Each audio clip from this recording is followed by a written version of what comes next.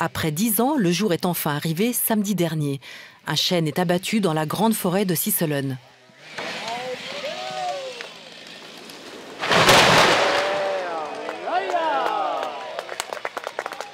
La raison, la fête traditionnelle de l'Eichenfuhr, qui existe depuis plus d'un siècle à Sisselen. Ce sont des jeunes gens qui choisissent d'abord un beau chêne en compagnie de la bourgeoisie propriétaire de la forêt. Abattre un tel arbre est un moment émouvant. Ich denke, das ist vor allem für uns Mitglieder, denke ich, seit jeher auch der gleiche Moment, wenn man die Eichen umlässt. Pour nous, les membres, c'est un moment important, plein de tensions. Comment va-t-il tomber? Est-ce qu'il va s'abîmer en tombant? Ce qui est possible avec de si vieux arbres. En tout cas, c'est impressionnant comment un si grand arbre tombe à terre. Ist die Gefahr immer da, aber ich denke, das hat sich über all die Jahre, wo die Eichenfuhr stattfindet, sind das immer bei allen ein bisschen die gleichen Gefühle gewesen, die das hervorruft, und es war sehr, sehr eindrücklich gewesen, um zu sehen, wie ein solcher grosser Baum den Weg am Boden findet. Ja. Ce grand chêne qui vient de tomber devait avoir environ 200 ans. Les anneaux de son tronc seront encore comptés. L'abattage de cet arbre marque le début de la grande fête qui aura lieu début mai. À l'origine, les jeunes gens et les jeunes filles célibataires de Sisselen espéraient rencontrer l'âme sœur d'une commune voisine. Est-ce que c'est toujours un endroit de rencontre?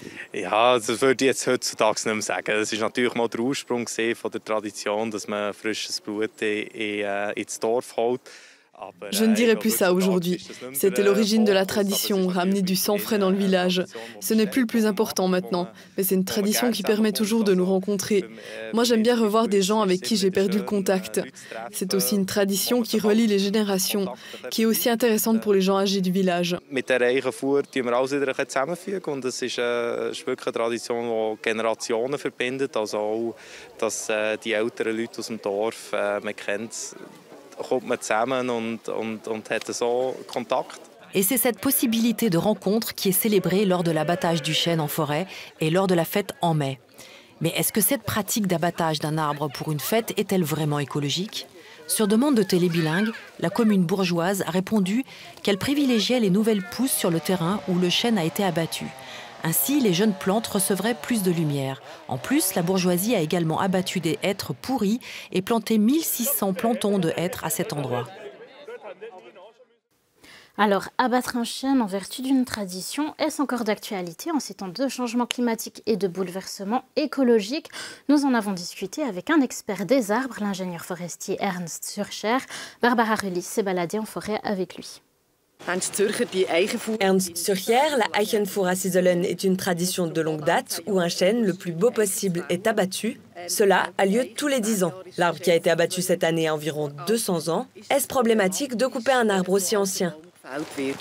Un chêne de 200 ans abattu en forêt, c'est pas du tout un problème. C'est une forêt de chênes qui est gérée pour la production de bois, à côté d'autres fonctions, de l'eau, biodiversité, etc.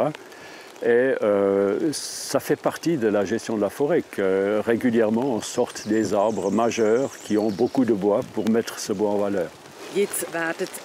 Dans la zone où le chêne a été abattu, la bourgeoisie va s'assurer que les conditions soient bonnes pour permettre la croissance des jeunes arbres. Mais il faut des dizaines d'années pour que ces arbres grandissent suffisamment. Les jeunes arbres apportent-ils autant à l'écosystème que les vieux arbres? Sind junge Bäume für das Ökosystem gleich wertvoll wie die alten? Oui, donc après l'abattage des arbres, il y a la régénération qui vient. Là, il faut voir qu'on n'ouvre pas trop le peuplement parce que les conditions climatiques ont changé. Mais on arrive à faire promouvoir la croissance des jeunes arbres, mais ils ne sont pas encore équivalents du point de vue de la biodiversité. C'est des jeunes arbres qui n'ont pas d'anfractuosité, des poches dans le tronc, des branches mortes qui meurent, etc. Et c'est pour ça qu'il faut garder quelques très vieux arbres qu'on ne va peut-être jamais exploiter pour livrer tous ces micro-habitats pour la biodiversité. Est-ce qu'un événement comme la Eichenfuhr a des conséquences sur la forêt? Alors, d'abattre l'arbre, naturellement, ça fait partie de la fonction du forestier, mais l'amener dans le village dans le sens de cette tradition, c'est quelque chose de très beau, de très inspirant, puisqu'on renoue avec les générations précédentes qui ont toujours fait ça. Et au lieu d'aller directement à la scierie, on passe par le village, comme un hommage à ces arbres et à leur bois qui est très beau.